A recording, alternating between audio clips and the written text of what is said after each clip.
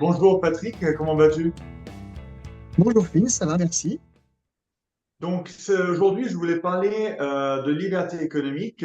Notre chaîne, évidemment, c'est liberté et souveraineté. Donc c'est-à-dire que on va regarder les différents aspects de la liberté. Et effectivement, la liberté économique est un des aspects fondamentaux en réalité en ce qui concerne la liberté. Et là, j'aimerais commencer un petit peu par comment mesurer en réalité la liberté économique? Il y a un think tank qui est très connu, qui s'appelle The Heritage Foundation, qui donc est un think tank américain qui sort avec un indice de liberté économique tous les ans, depuis maintenant de très nombreuses années. Cet indice est suivi par beaucoup de personnes, hein, également en Europe, et c'est un petit peu un benchmark donc, un moyen pour différents pays de voir est-ce qu'ils progressent ou non en ce qui concerne la liberté économique. Et donc, voilà, cet indice, c'est un indice de 0 à 100, et donc 100 étant une liberté économique parfaite. Donc, on comprend bien que dans nos sociétés actuelles, il n'y aura aucun pays qui aura 100. Euh, il y a en fait plusieurs critères qui sont considérés. Donc, en fait, il y a 12 critères en tout qui sont considérés, répartis dans quatre, disons, domaines. Et ça va de la liberté d'investir, ça va de la liberté juridique à la liberté de créer sa propre entreprise. Ça parle de fiscalité, de tous les différents aspects qui rend la vie plus ou moins soutenable, typiquement pour un entrepreneur. Quand il va diriger son entreprise, est-ce que c'est facile de démarrer son entreprise ou pas? Voilà. Donc, on va regarder un petit peu ces différents thèmes. Donc, à toi, si tu avais quelques points à ce sujet. Disons que pour compléter ce que tu as dit, je ne vais pas revenir sur les critères d'Heritage Foundation. Je pense que tu vas les développer peut-être après. La liberté économique, pour moi, ça concerne essentiellement l'autonomie matérielle de l'individu, c'est-à-dire que une personne est libre de contracter avec des tiers, de produire, de vendre, d'acheter, d'échanger comme bon lui semble, le fruit de sa propriété. Alors, la propriété ne se limite pas à la propriété foncière, puisque chaque personne est propriétaire du fruit de son travail, chaque personne est propriétaire de sa création. Donc, chacun peut disposer et échanger librement de sa propriété, le fruit de son travail, et cela constitue essentiellement la liberté économique. L'État, dans cette conception de la liberté économique, est réduit. Ça veut dire que l'État va se contenter, alors je dis contenter parce que c'est difficile que l'État se contente de quelque chose. En général, l'État s'étend beaucoup. L'État devra se contenter d'assurer, on va dire, la sécurité des échanges, c'est-à-dire la sécurité juridique et la sécurité des biens et des personnes. Parce que dans une société où ne règne pas la sécurité juridique, sécurité des biens, sécurité des personnes, la liberté économique ne peut pas fonctionner, puisque les échanges sont aléatoires, ils sont soumis à des aléas de la réglementation qui peut changer tout le temps ou qui change tout le temps, alors que pour pouvoir contracter, pour pouvoir échanger, pour pouvoir investir, les personnes ont besoin de certitude.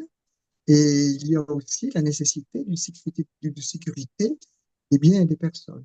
Ça, c'est, je pense, le rôle essentiel de l'État qui est d'assurer la sécurité de façon à permettre la liberté économique telle que je l'ai précisé tout à l'heure. Oui, tout à fait. La protection de la propriété privée est évidemment clé. L'état de droit, typiquement, ce que mesure aussi cet indice, donc, c'est quelque part, en réalité, est-ce qu'il y a un état de droit dans tous ces aspects, hein, qui permet justement à la libre entreprise de pouvoir, disons, foisonner, et ce qui est fondamental pour que toute la société s'enrichisse petit à petit. Euh, donc, si on regarde cet indice, nous voyons quand même quelques difficultés pour la France.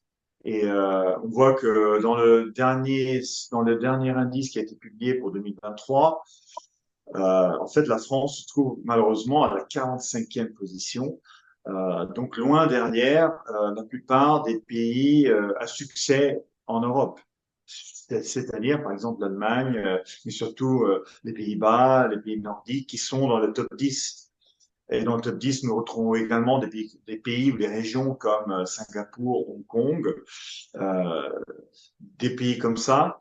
Euh, Ensuite, il faut voir, donc la France, en fait, se trouve à la 45e position. C'est-à-dire quoi? Ça veut dire aussi qu'il y a beaucoup de pays qui sont généralement pas considérés comme des pays développés, mais qui sont devant la France en liberté économique. Donc, ça veut dire que le développement ou la trajectoire, disons, de développement civilisationnel, industriel, économique d'un pays n'est pas forcément liée à la situation actuelle de sa liberté économique. La France avait une liberté économique bien plus élevée par le passé, typiquement jusqu'à avant la Première Guerre mondiale, mais également par moments pendant l'entre-deux-guerres et même après la Deuxième Guerre mondiale, pendant les Trente Glorieuses. Mais aujourd'hui, évidemment, la France est plus développée, beaucoup plus développée qu'elle ne l'était avant, il y a un siècle, mais sa liberté économique est en réalité beaucoup plus basse. Et ça, c'est vraiment le gros dilemme.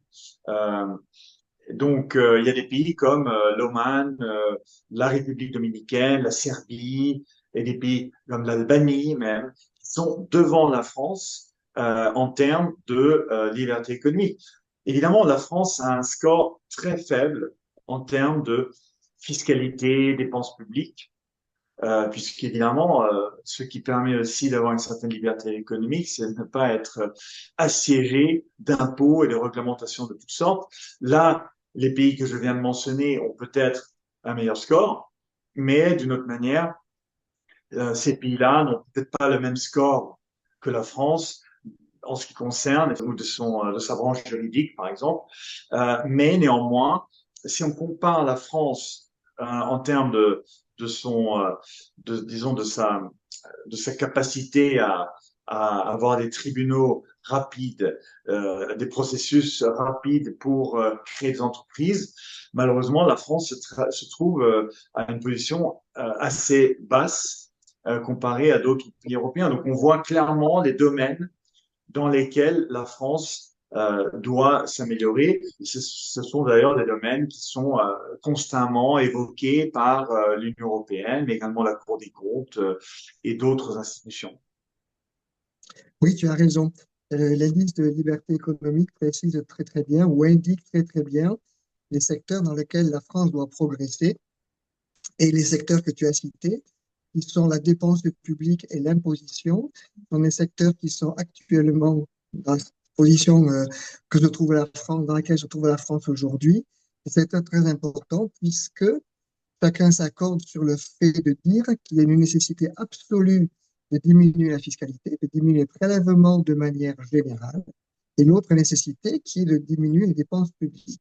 Malheureusement, si tout le monde sait ou comprend, si tout le monde ou si la majorité des gens savent ou comprennent ce genre de nécessité, il y a peu de gens qui sont prêts à affronter la vie pour les mettre en place. En particulier, je pense à notre gouvernement, le gouvernement Barnier, le projet de budget, les amendements qui ont été passés d'abord en commission, puis en assemblée, etc., ne prennent pas du tout ce chemin. Ils ne prennent pas le chemin de la réduction des dépenses publiques, ils ne prennent pas le chemin de la réduction des prélèvements obligatoires.